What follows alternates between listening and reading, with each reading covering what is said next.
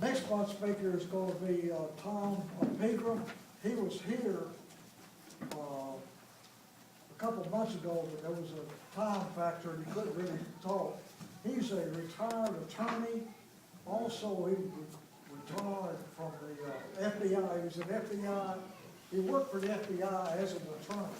He's a real big historian, and he's from here. His daddy was a judge.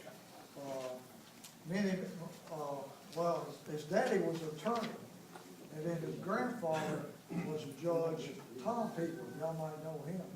Anyway, he's going to be next month's speaker. It should be really good. Make sure y'all come to that.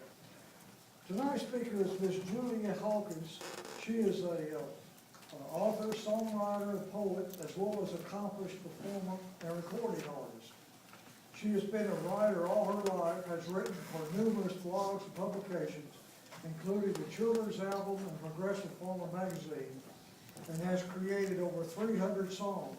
Her first novel, A Beckoning Hellfire, received 5-star reviews and was the recipient of both Publisher's Choice and Editor's Choice Awards. Her second novel, A Beautiful Glittering Lie, that is here tonight, has received an Editor's Choice Award, the Bragg Medallion, and numerous 5-star reviews as well. Ms. Hawkins holds a Bachelor of Science degree from Iowa State University in Journalism, member of various global organizations, including the Mississippi Writers Guild, International Women's Writers Guild, Rocky Mountain Fiction Writers, and Pikes Peak Writers. Besides teaching classes, she participates in writing groups and conducts presentations and discussions about her writing. She's been employed as an editor, copywriter, and her work has been featured in various publications, including the Civil War Courier, Sons of Confederate Veterans Magazine, ISU Alumni Magazine, as well as local media, including the Longboat Times Call, Sioux City Journal, DeSoto Appeal, DeSoto Times Tribune, Memphis, Tennessee, WREG Channel 9 television station, and Sioux City, Iowa's 1360 AM radio. Ms. Hawkins has written a complete series of novels, which is titled the Renegade Series. She is presently working on another novel and a nonfiction book. So let's give a tiger welcome to Ms. Julia Hawkins.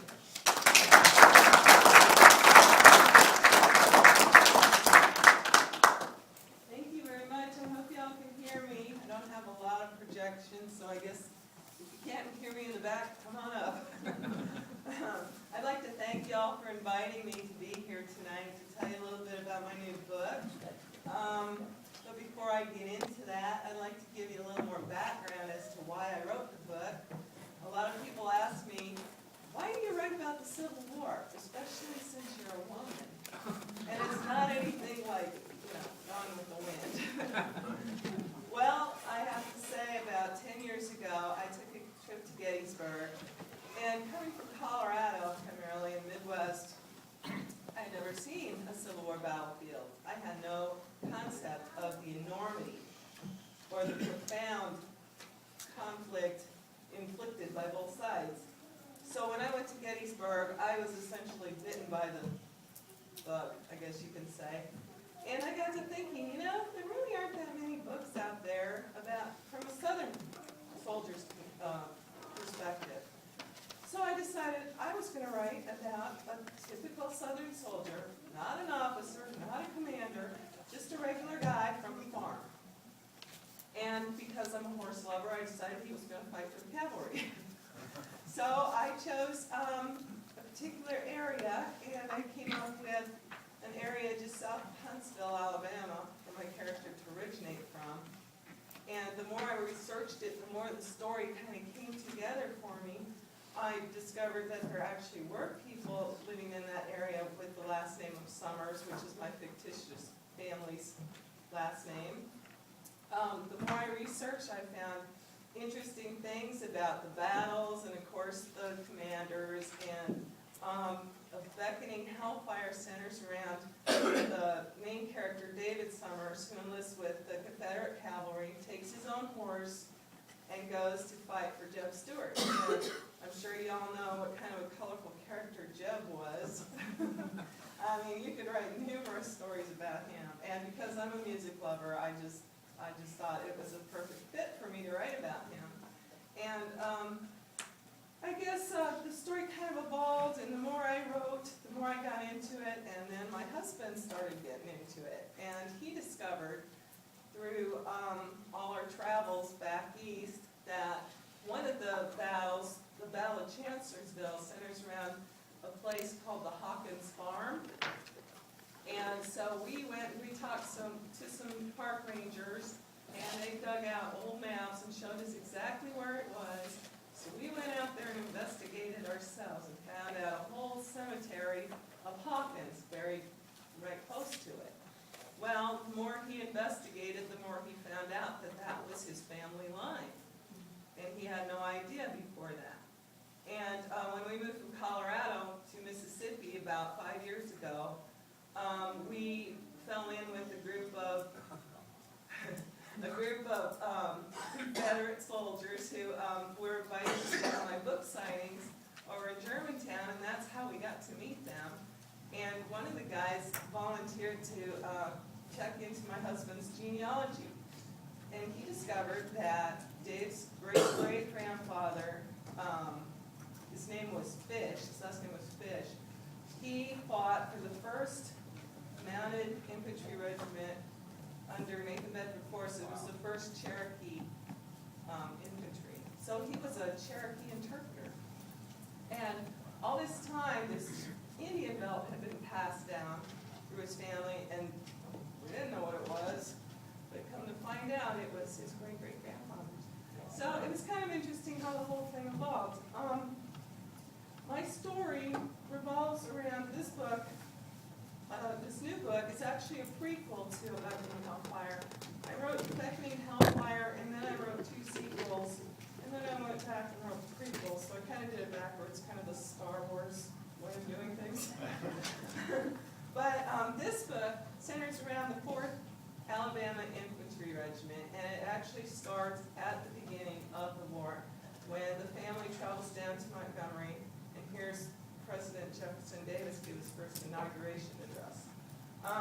I'll give you a little bit of background about the 4th Alabama. It was commanded by Colonel Egbert Jones. It was organized in Dalton, Georgia on May 1861, and they immediately went into Virginia. They fought with great distinction at Manassas, 7 Pines, Cold Harbor, 2nd Manassas, Greensboro, Sharpsburg, Gettysburg, Chickamauga, the Wilderness, Spotsylvania, and numerous battles around Richmond and Petersburg. When General Lee surrendered at Appomattox, the regiment numbered only 202 men, and they started out with 1,422. So that just goes to show you how much devastation they experienced through the course of the war. One of their officers was Evander Law, and he later became the commander of the famous Laws Brigade you might have heard of. The book is actually based on a real-life journal written by R.T. Cole, who was an adjutant with the 4th Alabama. And I used a lot of what he had written to make the story come to life, as well as incorporating the fictitious Summers family. And this story revolves around David's father, Hiram, who is reluctant to enlist. At the start of the war, northern Alabama in particular, did not want to secede, as was the case with a lot of northern areas of states. They didn't want to leave the Union. In the case of Alabama, they wanted to start their own state with southern Tennessee and call it the state of Nickajack, which I always like that name, state of Nickajack. Yeah. But anyway, the name of the book, A Beautiful Glittering Lie, is based on a quote by Henry Morton Stanley of Stanley and Livingston fame.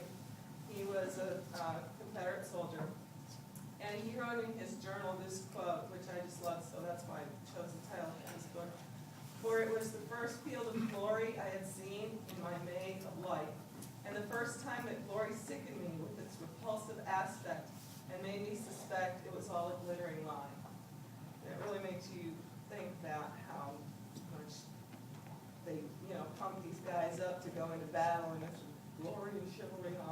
finally got there and found out the truth.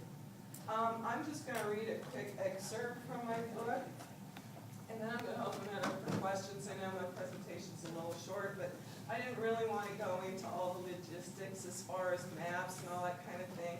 You guys can go on the internet and find all that stuff out. It's common knowledge, and you've probably already heard it all anyway, as far as battle descriptions and everything.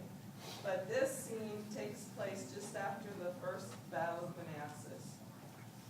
And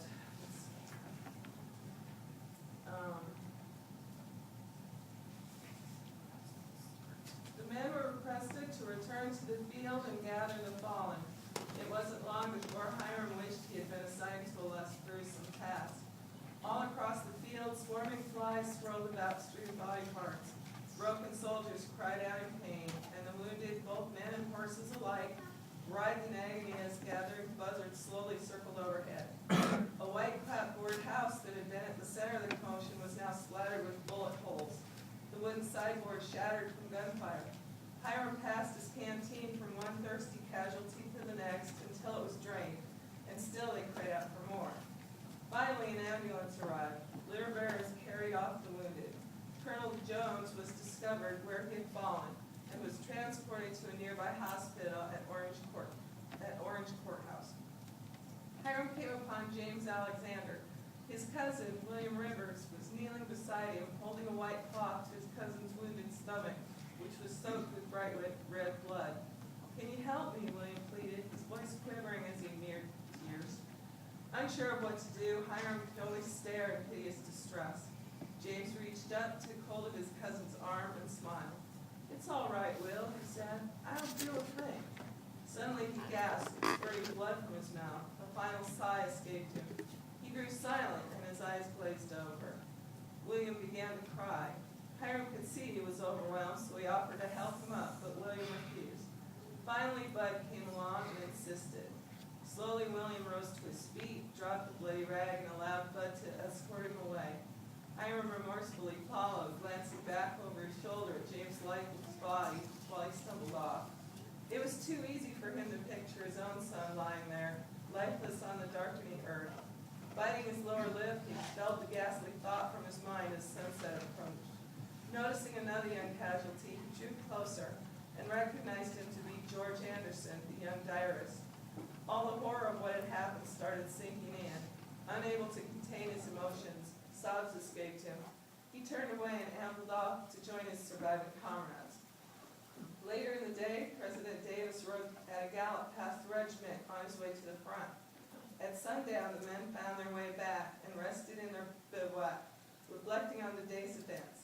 They felt miserable about their performance because they had turned their backs to the Yankees and retreated. The camp died down with only the sounds of chirping crickets in the distance. "I never expected to see anything like that," Bud quietly said. "Neither did I," agreed Hiram in solemn realization. "But it was just like the vision I dreamt," elaborated Bud, as if it was foretold. Hiram was still so shaken that finding appropriate words was difficult. "I saw that young fellow, George, lying there dead," he finally muttered. Bud only nodded. The firelight flickered across his face. "It was right strange," Hiram finally said, breaking the foreboding silence. "Last summer I read about a meteor shower that happened over the Hudson River. They were saying it was a sign of what was to come." He glanced at his comrade, who lay motionless beside him. "I laughed it off at the time." Bud turned his head and glared at him. Both agreed without saying as much. It had been their first introduction into hell, their baptism of fire. And as a final note, I would like to say that, as you know, approximately, what is it, 620,000 men died in the war between the states. Well, recently, it's estimated that closer to 750,000 to 850,000 actually died, and some say maybe even 1 million. But because the records have been lost, it's hard to tell. The way they estimate that the number was inaccurate to begin with is they just recently went back and retaliated the census figures. And that's how they came up with a higher number, which I find fascinating. And it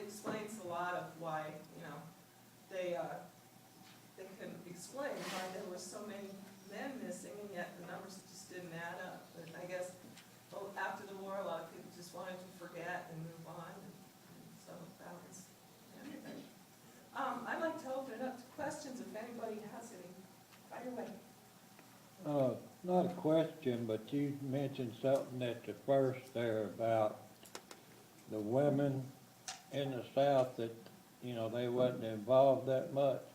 But there was actually thousands of women that fought for the Southerners as battlefield angels, nurses, Right, in exactly, and hospitals. spies. And also, they fought in uniform beside the men. As long as they were not found out to be female, they could carry on the fight, but if they blew their cover, they were sent home. And there are certain circumstances where the women actually survived the war and tried to get veterans pay after the war. You know, there was one woman that wrote, she was at Corinth at the hospital. She'd been on the road for 2 weeks and got there and there was no rooms available upstairs.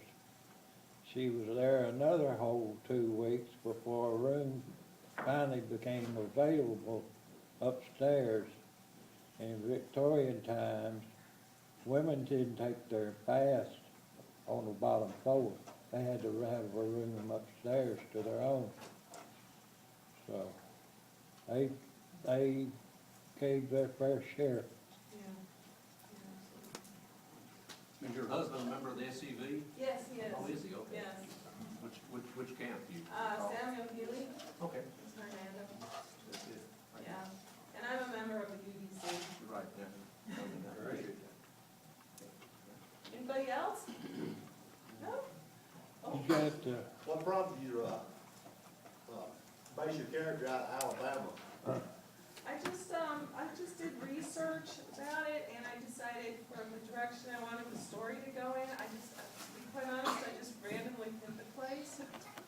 And it came together, and then I started finding out, with the help of the library there, Decatur and such, they, gave me a bunch of back history and, old family names from the area and things like that, and it just kind of fell together with the story that I wanted to write, so. It's kind of weird, sometimes as a writer, we find out we have an idea that the story will change direction and start writing itself, so to speak, because the characters kind of take on a life or a personality of their own, and you just change direction from what you intended to write, so. Have you been to Alabama, any of the SCV camps over there? I have not been with the SCV camps over there. There's That's- several over there in Decatur in that area that, probably interested since the character is based Yeah. on out of Alabama, and they probably go a bunch of them, ask you a bunch of questions. yeah, and, Well, thank you. Thank you so much. and one more thing, have you been to Shiloh? Yes. I was there in April. If you're physically able, walk all the trail. Yeah. Thank you, sweetheart.